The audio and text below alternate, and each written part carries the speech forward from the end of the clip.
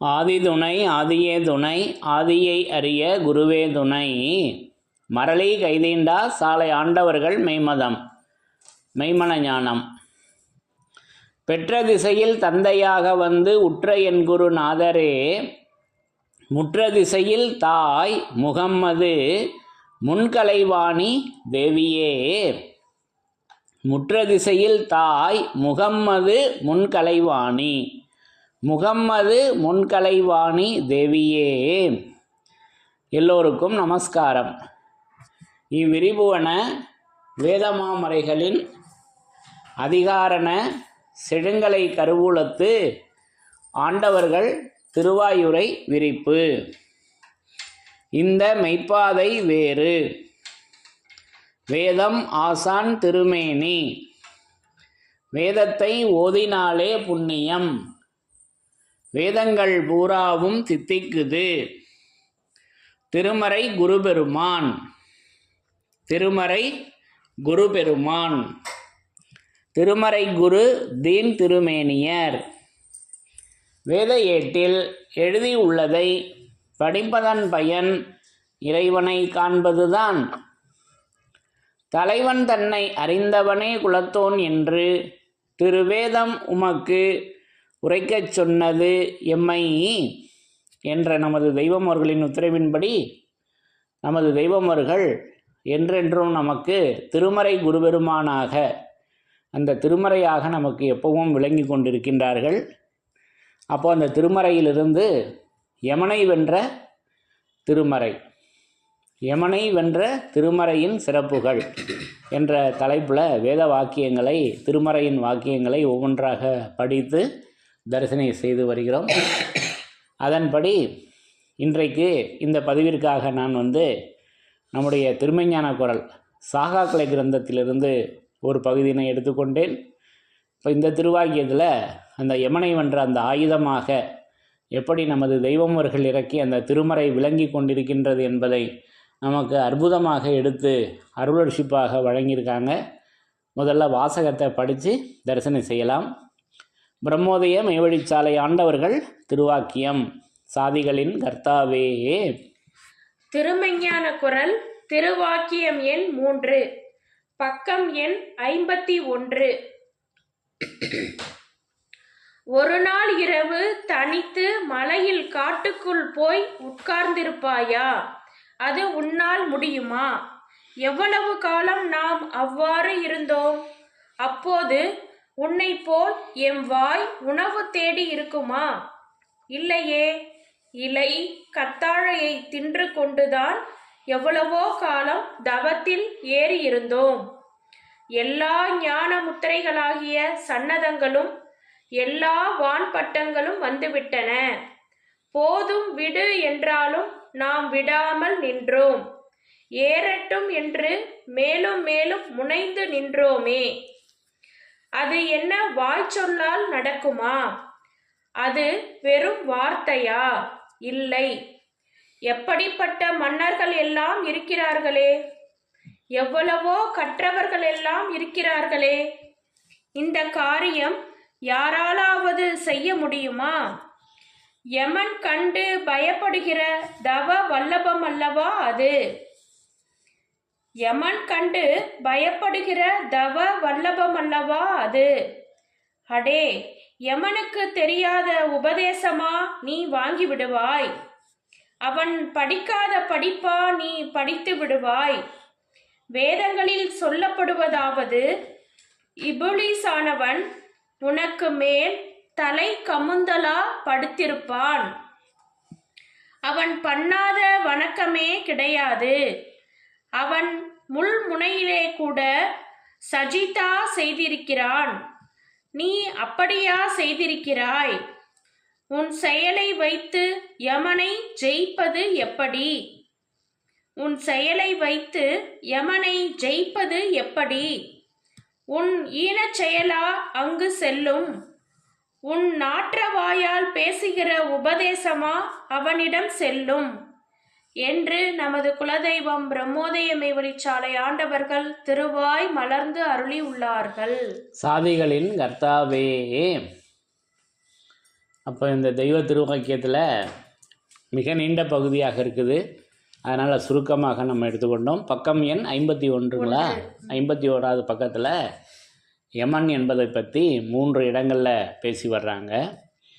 அதில் அந்த யமனுடைய அந்த படரையிலிருந்து நம்மளை எப்படி மீட்பிக்கிறாங்க, அந்த யமனை மீட்கின்ற அந்த வல்லபம் உடையது என்னது என்பதை அற்புதமாக இங்கே எடுத்து உரைக்கிறாங்க. அப்போ தெய்வமர்கள் பட்ட பாடு திருப்பரங்குன்றத்தில் அவர்கள் அந்த பாசுபத தவக்கோலம் மேற்கொண்டிருந்தாங்க அல்லவா? அப்போ அந்த சன்னதம் பெறு பருவத்திற்காக அந்த தேவ சன்னதங்கள், அது வேத சன்னதங்கள் பெறுவதற்காக அவங்க எவ்வளவு ஆண்டுகள், அதாவது அதை நமக்கு இன்னும் தெய்வ திருவாக்கியங்கள் அருளமுதத்தில்னு நினைக்கிறேன், அதில் சொல்லி வர்றப்ப அவங்க தவத்தில் அமர்ந்திருந்து அடுத்த தடவை அவங்க அந்த தவத்திலிருந்து பசிக்கு அந்த தவ நிலையை விட்டு வெளியில் பசியாறுவதற்காக வெளியில் பார்த்தா அவங்க நடவு நட்டிருக்கப்ப ஒரு சமயம் நடவு நட்டிருக்காங்க. அந்த வெளியில் பார்த்தாக்கா அந்த திருப்பரங்குன்றம் பெரிய ஏரி இருக்கும், அதை ஒட்டி அந்த வயல்வெளி இருக்கும் அல்லவா? நல்லா தெரியும் அந்த வியூ. நம்ம எல்லோரும் போயிருப்போம். அப்போ அந்த வயல்வெளிகளில் நடவு நட்டுக்கிட்டு இருப்பாங்க. அது ஒரு நிலை, ஒரு நேரம். அப்புறம் திருப்பி பசியாறினா நம்மளை மாதிரிலாம் இல்லை, அவங்க அந்த சோத்து கத்தாழை தான். அப்போ அந்த கத்தி கூட பிறை வடிவமாக தேஞ்சிருச்சுன்னெலாம் அதில் சொல்லி வர்றாங்க அல்லவா? அப்போ அந்த கத்தி கூட அவ்வளவு தேஞ்சு போச்சான், அதுதான் சாப்பிட்ருக்காங்க. சோத்து கத்தாழை தான் அவங்களுக்கு உணவாக இருந்திருக்குது. அதுவும் டெய்லிலாம் எடுத்துக்கல, அது அவங்க பாருங்கள், அதை சொல்லுகின்ற அவர்கள் பட்ட பாடு. அடுத்த தடவை அவங்க அந்த தவம் கலைந்து பசிக்கு எடுக்கிறப்ப பார்த்தாக்கா அறுவடை காலமாக இருக்குமா. அப்போ கிட்டத்தட்ட 5 மாதங்களுக்கு ஒரு முறை தான் அவங்க பசியாறி இருக்காங்க. கிட்டத்தட்ட நெருக்கி அல்லவா? 90 நாள் 120 நாள் ஆகுது அல்லவா? நெற்பயிர் விளைச்சி அறுவடை வருவதற்கு அவ்வளவு காலகட்டத்துக்கு தான் அவங்க கலைஞ்சி அந்த தவநிலையை விட்டு இந்த தங்களுடைய தூள திருமேனியின் எண்ணத்திற்கு உணவு பசியாறி இருக்காங்க. அதை தான் கேட்குறாங்க, நம்மளை பார்த்து கேட்குறாங்க, என்னை பார்த்து தானே கேட்குறாங்க, ஒரு நாள் நீ இருப்பியா, ஒரு நாள் இரவு. அப்போ அவர்கள் பட்ட பாடு எத்தனை ஆண்டுகள், அவர்கள் தவம் இருந்து அவர்கள் பெற்ற அந்த தவ வல்லபங்கள். அப்போ அதை தான் சொல்லி வர்றாங்க. போதும் அப்படின்னாலும் அதை விடாமல் அவங்க இன்னும் அந்த உத்வேகத்தினால அவங்க அந்த அரியதவ கிருஷ்ணாமம் வரைக்கும் அங்கே வேற யாருடைய சூடமே காணமே அல்லவா? இப்படியெல்லாம் அவர்கள் பட்ட பாடு நமக்கு பலனாக இருக்குது அல்லவா? அப்போ இதை எண்ணி பார்க்கணும், எண்ணி பார்க்கணும் அல்லவா? பாடெல்லாம் நமது தெய்வம் அவர்களது, அவர்களுடைய பெருங்கருணை, அவர்களுடைய பேரருள், அவர்களுடைய தயவு இன்னைக்கு நமக்கு மிக மிக எளிமையாக நமக்கு இந்த மெஞ்ஞானம் கிடைத்திருக்கிறது. அப்போ அதை தான் இங்கே பேசி வர்றாங்க. படிங்க. இந்த காரியம் யாராவது செய்ய முதல்ல இருந்தே படிங்க. ஒரு நாள் இரவு தனித்து மலையில் காட்டுக்குள் போய் உட்கார்ந்திருப்பாயா? நம்மளால முடியுமா? முடியாதே. அது உன்னால் முடியுமா? முடியாது. எவ்வளவு காலம் நாம் அவ்வாறு இருந்தோம். அப்போது உன்னை போல் எம் வாய் உணவு தேடி இருக்குமா? பாருங்க. இல்லையே. இலை கத்தாழையை தின்று கொண்டுதான் எவ்வளவோ காலம் தவத்தில் ஏறி இருந்தோம். அதை தான் இப்போ நம்ம பேசணும்லவா? கிட்டத்தட்ட 5 மாதங்களுக்கு ஒரு முறை தான் அந்த தவம் கலைஞ்சி இந்த பசியார வருவாங்க. என்ன சாப்பிட்டது? இலை கத்தாழை. நம்ம போல அறுசுவை உணவுலாம் சாப்பிடல. எண்ணி பார்க்கணும் நல்லா. எல்லா ஞான முத்திரைகளாகிய சன்னதங்களும் எல்லா வான் பட்டங்களும் வந்துவிட்டன. போதும் விடு என்றாலும் நாம் விடாமல் நின்றோம். ஏறட்டும் என்று மேலும் மேலும் முனைந்து நின்றோமே. அரியதவ கிருநாமம் வரைக்கும் ஏறிட்டாங்க அல்லவா? அது என்ன வாய் சொல்லால் நடக்குமா? இது வெறும் வாய் சொல்லால நடக்குமா? நம்மளுடைய வெறும் உலகத்தினுடைய வாய் சொல்லால நடக்குமா? நடக்காதே. அது வெறும் வார்த்தையா? நம்மளோட வார்த்தை வெறும் வார்த்தை, ஆனால் இறைவனுடைய வார்த்தை. பாட்டையா அவங்க சொன்ன வார்த்தை மௌனதாரை அல்லவா? அதுக்கு நடக்குது, அதுக்கு நடக்குது. உடனே தெய்வம் அவர்கள் இறக்கிய திருவார்த்தையோட கம்பேர் பண்ணிடக்கூடாது. நம்ம வார்த்தையை சொல்கிறாங்க. அதனால தான் மைசூர் மகாராஜா வாக்கியத்தில் சொல்லி வர்றாங்க 14 திருவருட்குறள் 14 எம்முடைய வார்த்தை ஆணாக்குகிறது, இவர்களுடைய வார்த்தை வீணாக்குகிறது. அதை தான் இங்கே மின்னி காமிக்கிறாங்க. நல்லா விளங்கிக்கணும். நம்ம உடனே வேதம் உதவுமா அப்படின்னு வேதத்தை குறைவு சொல்லக்கூடாது. அப்படி குறைவு சொன்னாவே யமன் வந்துட்டார். பதிவில் படித்தோம் அல்லவா?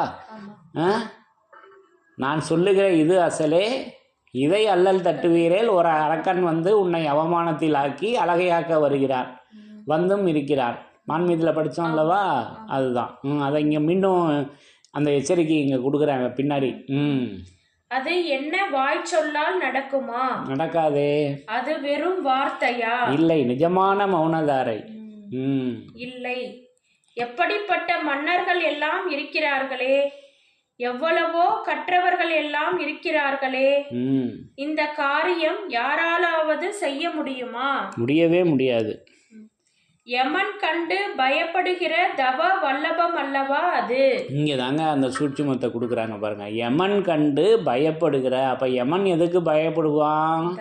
தெய்வம் அவர்களுடைய தவ வல்லபம் அல்லவா? நேரா சொல்லிட்டாங்களா? இது விளக்கம் சொல்லணுமா? யமன் கண்டு பயப்படுகிற தவ வல்லபம் அல்லவா அது? அது அப்போ அவர்களுடைய தவ வல்லபத்துக்கு அல்லவா யமன் அஞ்சி விலகுகிறான்.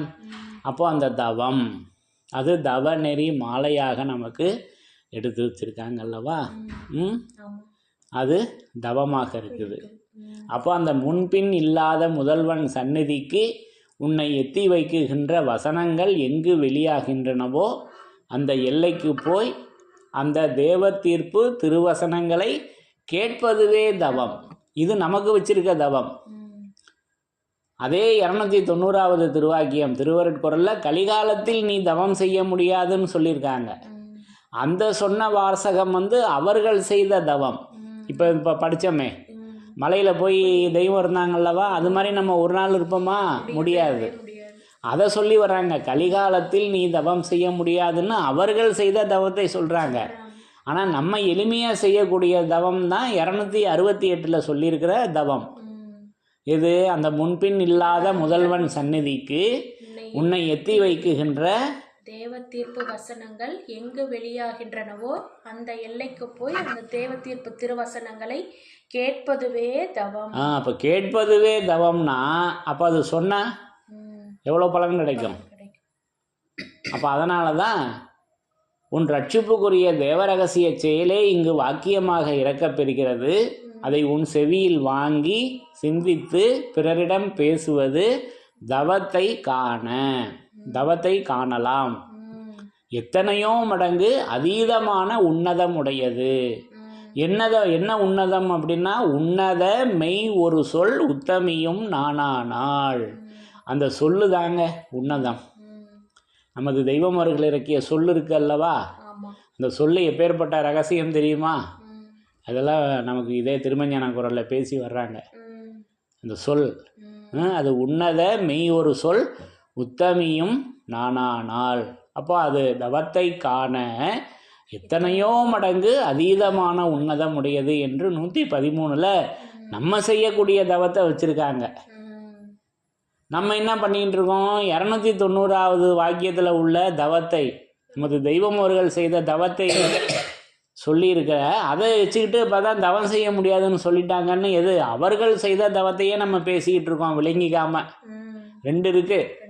அவர்கள் பட்ட பாடு ஒன்று இருக்கு, நமக்கு மிக எளிமையாக வச்சிருக்கக்கூடிய வேலை ஒன்று இருக்கு.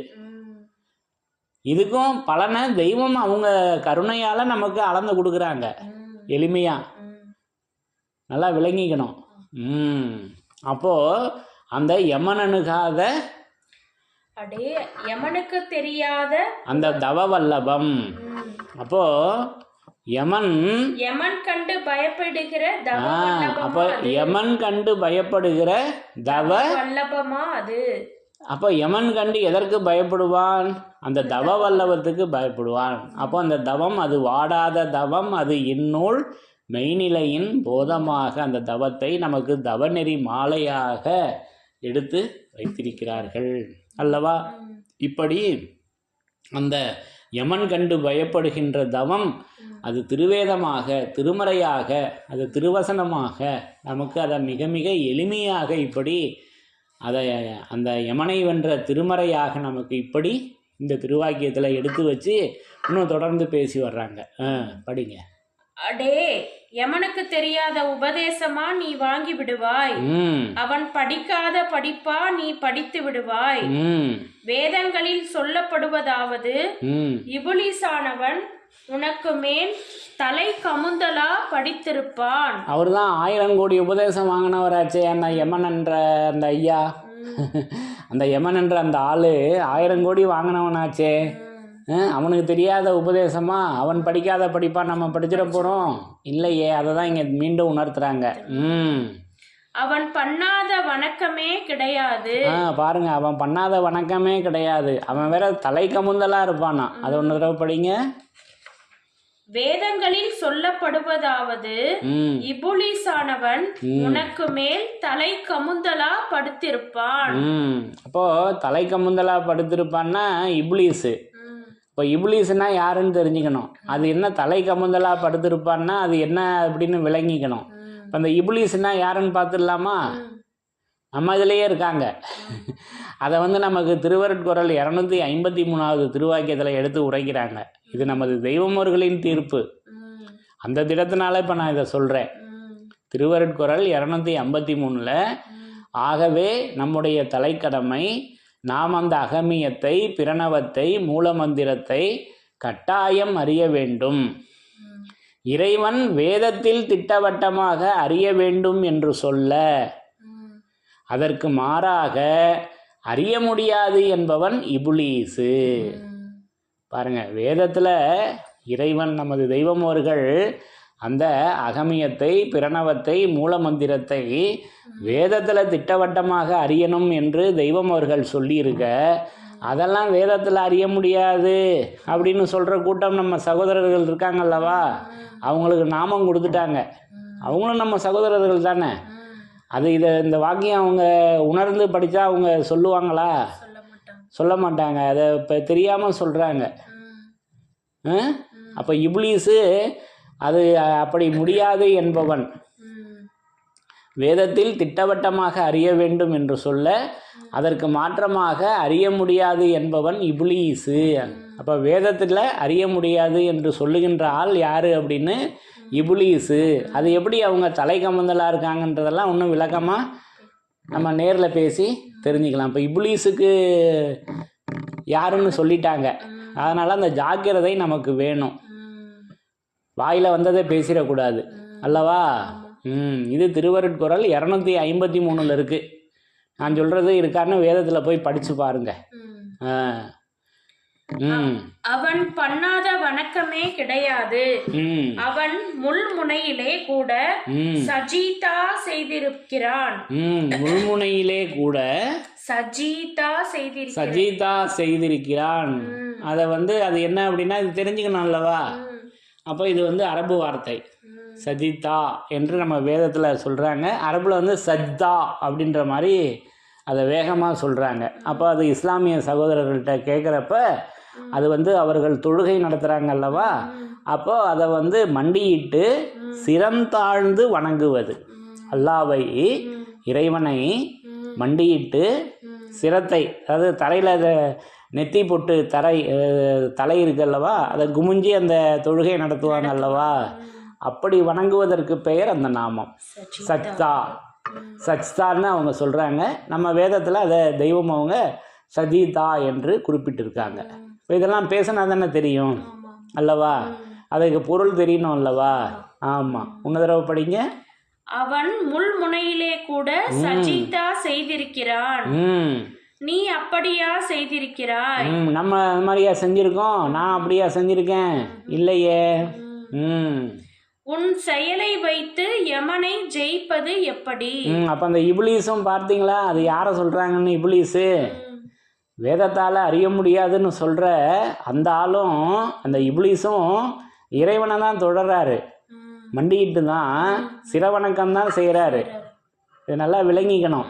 வேற யாரையோ எவரையோ சொல்லலை, நம்மளை தான் சொல்லி வர்றாங்க.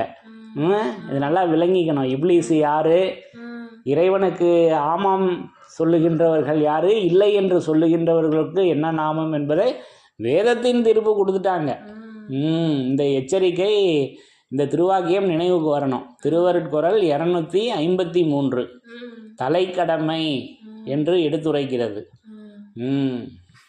உன் செயலை வைத்து யமனை ஜெயிப்பது எப்படி? உன் ஈன செயலா அங்கு செல்லும். என்னோட ஈன செயலா செய்யும், நான் தான் முடியாதுன்றனே, வேதத்தால முடியாதுன்றனே, இப்லீஸா இருக்கனே, என்னால் என்னோட செயலை வச்சு முடியுமா? முடியாது. அப்போ யமன் எதற்கு பயப்படுகிறான்னா, நமது தெய்வம் அவர்களின் தவ வல்லபம். அந்த தவ வல்லபம் இன்னைக்கு அது வாடாத தவம், அது இந்நூலாக இருக்கிறது, அது நூலாக விளங்கி கொண்டிருக்கின்றது. ஆக இப்படி ஒவ்வொரு இடங்களிலும் நமக்கு அந்த திருமறை குருபெருமானாக, வேதம் ஆசான் திருமேனியாக நான் எப்பவும் விளங்கி கொண்டிருக்கின்றேன் என்பதை இப்படி தெய்வம் அவர்கள் நிரூபித்து அந்த யமனை வென்ற திருமறையாக அவர்களுடைய அந்த தவ வல்லபம் விளங்கி கொண்டிருக்கின்றது என்பதை இந்த திருவாக்கியத்தின் மூலம் நான் விளங்கி கொண்டேன் என்று கூறி யமனை வென்ற திருமறையின் சிறப்புகள் தொடரும். தலைவன் தன்னை அறிந்தவனே குலத்தோன் என்று திருவேதம் உமக்கு உரைக்கச் சொன்னது எம்மை. யமனை வென்ற திருமறையின் சிறப்புகள் தொடரும். எல்லோருக்கும் நமஸ்காரம்.